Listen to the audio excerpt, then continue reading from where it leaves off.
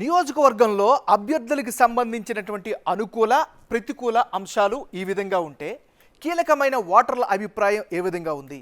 కులాల వారీగా ఓటర్లు ఎవరికి ఎంత మద్దతు ఇస్తున్నారో ఒకసారి గనక పరిశీలిస్తే క్యాస్ట్ పాలిటిక్స్ని ఒకసారి పరిశీలిద్దాం. ఈ నియోజకవర్గంలో ఎస్సీ సామాజిక వర్గం 26% మంది ఉన్నారు, ఎస్టీలు 23% మంది, యాదవులు 12% మంది ఉంటే ముదిరాజులు 10%, గౌడ్ కమ్యూనిటీ 8% ఉంటే పద్మశాలీలు 7%, ముస్లింలు 6% ఉండగా రెడ్డి సామాజిక వర్గానికి చెందినటువంటి వాళ్ళు 5% మంది ఉన్నారు. అంటే అచ్చంపేట నియోజకవర్గం ఎస్సీ రిజర్వ్డ్ స్థానం.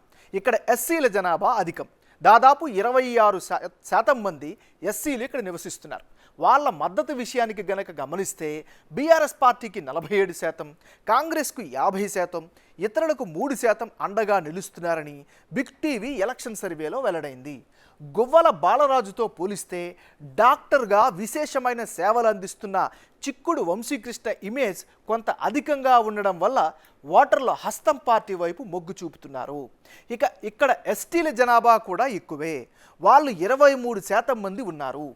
వాళ్ళలో బీఆర్ఎస్కి 55%, కాంగ్రెస్కు 40%, ఇతరులకు 5% సపోర్టుగా ఉంటున్నారు.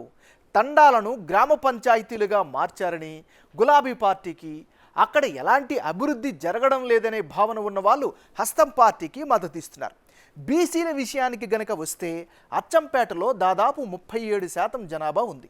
వాళ్ళలో యాదవులు 12% మంది, ముదిరాజులు 10%, గౌడ్స్ 8%, పద్మశాలీలు 7% మంది నివసిస్తున్నారు. వాళ్ళ మద్దతుని గనక ఒకసారి పరిశీలిస్తే బీఆర్ఎస్కు 40% మంది, కాంగ్రెస్కు 55% మంది, ఇతరులకు 5% మంది మద్దతుగా నిలుస్తున్నారని బిగ్ టీవీ ఎలక్షన్ సర్వేలో తమ అభిప్రాయంగా చెప్పారు. ముదిరాజులకు గులాబీ పార్టీలో రాజకీయ ప్రాధాన్యం దక్కడం లేదని, బీసీ బంధు అమలులో పక్షపాతం చూపుతున్నారని మిగతా వర్గాలు హస్తం పార్టీకి చేరువ అవుతున్నారు.